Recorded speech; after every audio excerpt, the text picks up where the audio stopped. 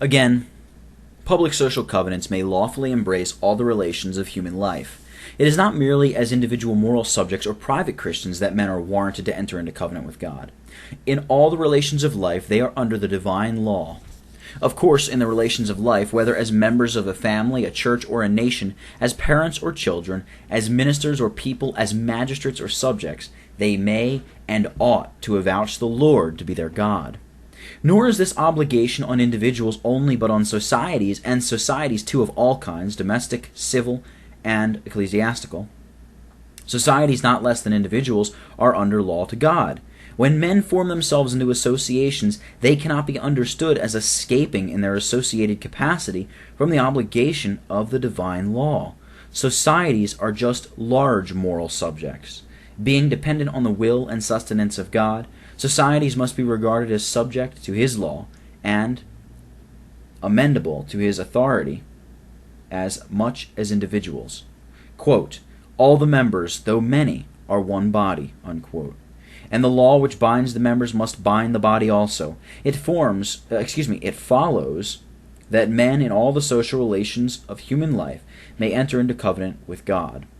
This we find confirmed by what took place in the land of Moab, as referred to in these words, in which relations of all kinds, civil, ecclesiastical, and domestic, are recognized. Quote, ye stand this day, all of you, before the Lord your God, your captains of your tribes, your elders and your officers, with all the men of Israel, your little ones, your wives, and the stranger that is in thy camp, from the hewer of thy wood unto the drawer of thy water, that thou shouldest enter into covenant with the Lord thy God, and into his oath, which the Lord thy God maketh with thee this day. Unquote.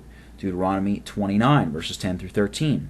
Thus again at Shechem in the days of Joshua, quote, and Joshua gathered all the tribes of Israel to Shechem, and called for the elders of Israel, and for their heads, and for their judges, and for their officers, and they presented themselves before God. So Joshua made a covenant with the people that day, and set them a statute and an ordinance in Shechem, unquote. Joshua 24, verses 1 and 25.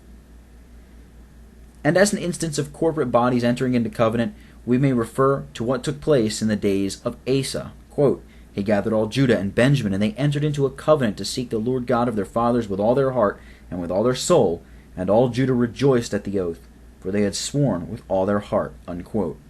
2 Chronicles 15, verses 9, 12, and 15. To the same purpose as the language of prophecy, in that day shall 5 cities in the land of Egypt speak the language of Canaan, and swear to the Lord of hosts, the house of Israel, and the house of Judah have broken the covenant which I made with their fathers, unquote. That from Isaiah 19, verse 18, as well as Jeremiah 11, verse 10.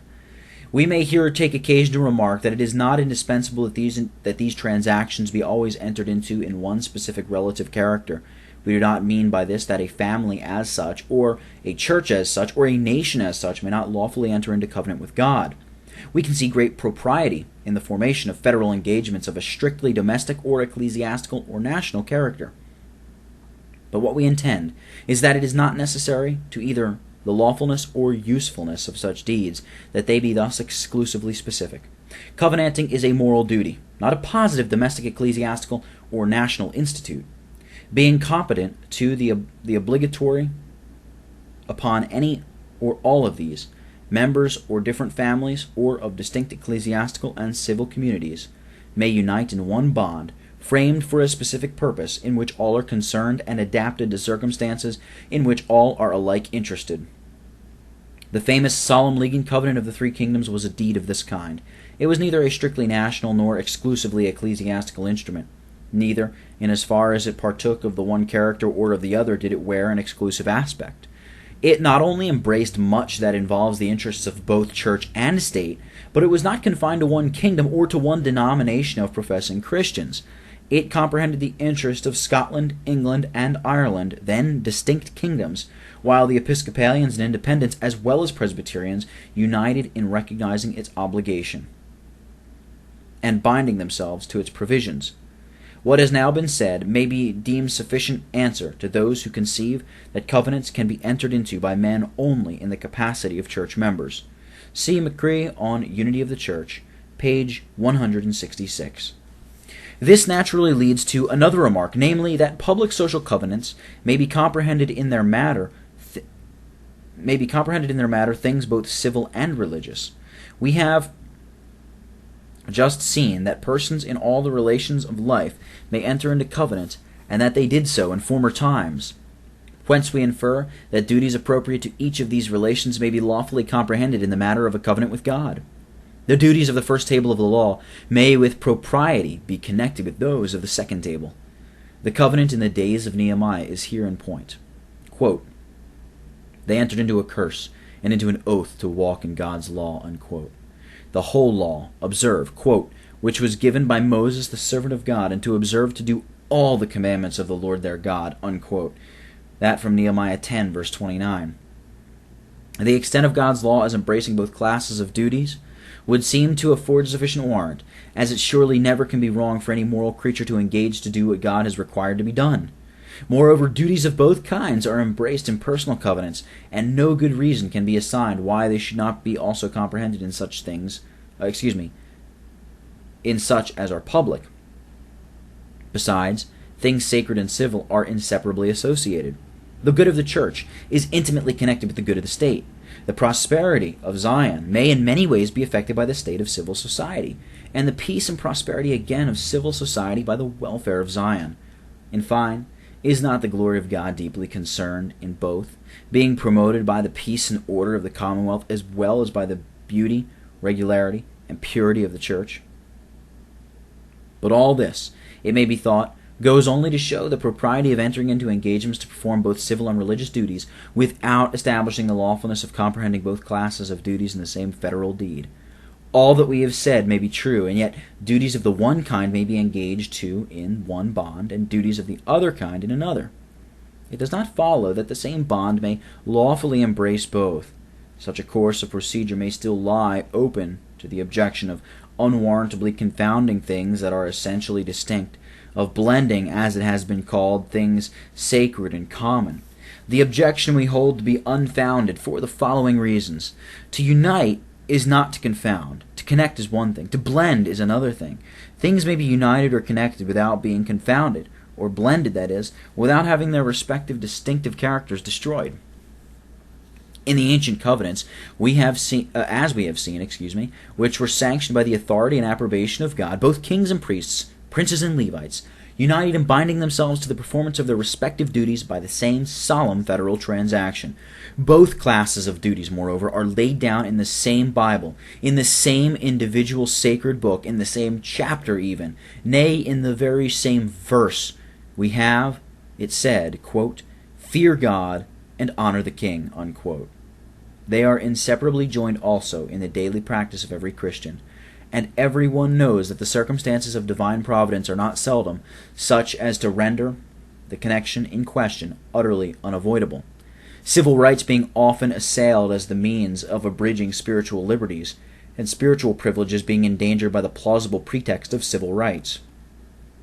While, therefore, it is freely admitted and strenuously maintained that civil and religious things are essentially distinct in themselves, it is on these grounds humbly submitted whether the uniting of them in the same covenant can be held as lying fairly open to the objection of blending or confounding things that differ. We go on to remark that public social covenanting may be regarded as, in some respects, an occasional duty. Observe, we say, in some respects. It is not of the same stated regular constant occurrence as prayer, praise, reading the Scripture, or waiting on the ministry of the Word. It does not recur at certain fixed periods of time, nor can it be restricted to any given combination of circumstances. It is certainly more particularly adapted to some times and circumstances than to others, although perhaps the time can never occur when it can with propriety be said to be altogether unseasonable. For from its very nature as a moral duty, it can never be said to be improper or ill-timed. Still, like fasting and thanksgiving, which are also moral duties, and never unsuitable, there are some peculiar seasons when in the providence of God it is more loudly called for than at others.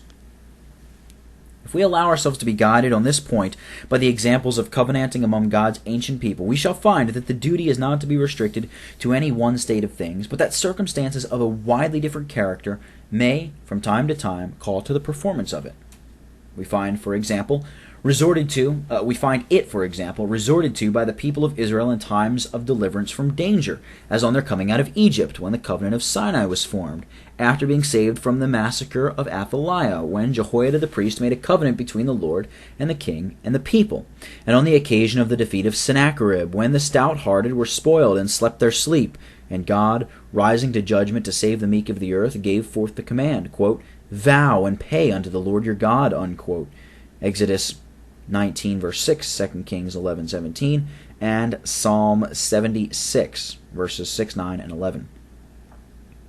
We find them having recourse to it also in times of backsliding, as in the land of Moab, when, after having ungratefully apostatized from the Lord, Moses said to them, quote, "Keep the words of this covenant, and do them, that ye may prosper in all that ye do," unquote. And at a later period, when, having provoked the Lord to jealousy with strange gods, quote, Joshua made a covenant with the people, and set them a statute and an ordinance in Shechem, unquote. Deuteronomy 29 verse 9, and Joshua 24 verse 25. In times of deep distress, too, we do find this exercise engaged on the return from Babylon, when the hearts of the pious and patriotic Jews were lacerated and torn with anguish at the desolation of their country and temple. They were led at the suggestion of Nehemiah to say, on a review of the past and in anticipation of the future, quote, "Because of all this, we make a sure covenant and write it, and our princes, Levites, and priests shall seal unto it," unquote. Nehemiah 9 verse 38. In like manner, in seasons of prosperity, as in the reign of Josiah, when the work of reformation being advanced, quote, "The king made a covenant before the Lord, and all the people stood to the covenant," unquote. And as may be gathered from the circumstances that the prediction of the Lord's, quote, "pouring water upon him that is thirsty, and floods upon the dry ground," unquote, stands connected with the assurance that, quote, "One shall say, I am the Lord's, and another shall call himself by the name of Jacob, and another shall subscribe with his hand to the Lord, and surname himself by the name of Israel," unquote. 2 Kings 23 verses 1 through 3, as well as Isaiah 44 verses 3 through 5. We shall only farther remark, in explaining the nature of covenanting, that it is calculated to be greatly advantageous. It is a means toward the accomplishment of most important ends. We must beware of regarding it as itself an end, to reap the benefits which it is eminently fitted to yield. We must look upon it in the light of a means, an instrument of effecting good. And what good, it may be asked, is it fitted to effect? It is adapted to impress the conscience with a sense of duty, and thus, by stimulating to diligence and activity, to aid in the acquisition of holiness.